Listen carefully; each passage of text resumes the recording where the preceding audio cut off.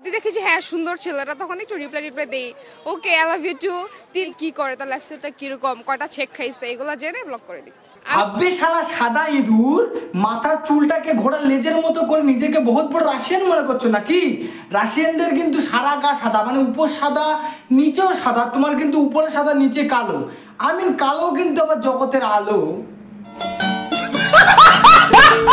3 দিন হাইস, তারপর ব্লক। একটু জানি তার ব্যাপারে, কি করে না করে, এতটুকু আবার কাজ, মানে সেই কালের বদল নিয়ে ইনি আবার 3 দিন পরে ছেলেগুলোকে ব্লক করে দেয়।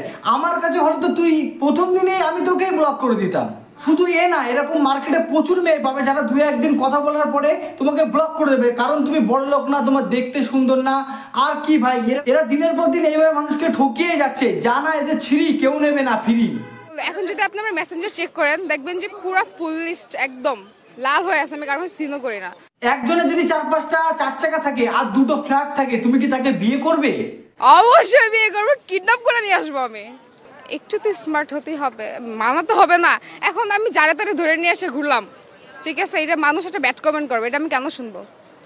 যারা বলে যে হ্যাঁ আমি শুধু মনটাই চাই, এগুলো হচ্ছে ফেক কথা ভাই। মনের সাথে সাথে লুকটাও দরকার।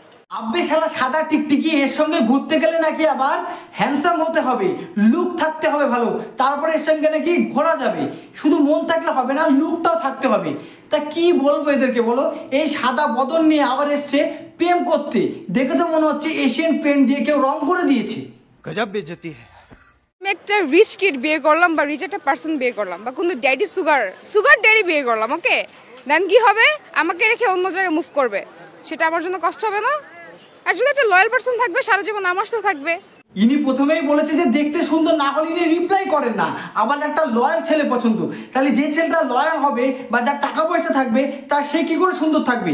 সে তো তার কাজ করতে করতে তার শরীর মেন্টালিটি পুরো একদম ধলতে যাবে। তাহলে যে যে ধলতে যাচ্ছে, তুমি তাকে মানে লয়াল খুঁজছো, আবার এদিকে সুন্দর ছেলেকে রিপ্লাই দিচ্ছ, মানে নিজের মাথায় যে কি চলছে নিজেও বুঝতে পারছে না। মানে শুধু একটু সাদা চামড়া হয়েছে আর ঘোড়ার লেজের মতো চুল করে নিজেকে একদম রাশিয়ান ভাবছে।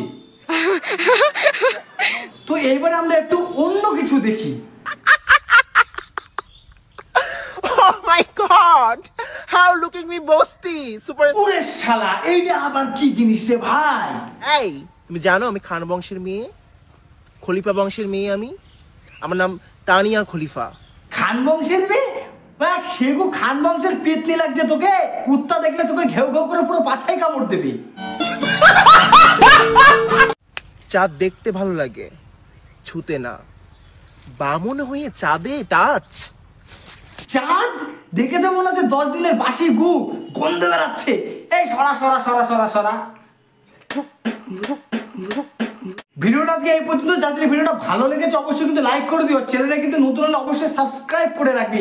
দেখা হবে পরবর্তী ভিডিওতে, ততক্ষণে ভালো থাকো, সুস্থ থাকো, টাটা।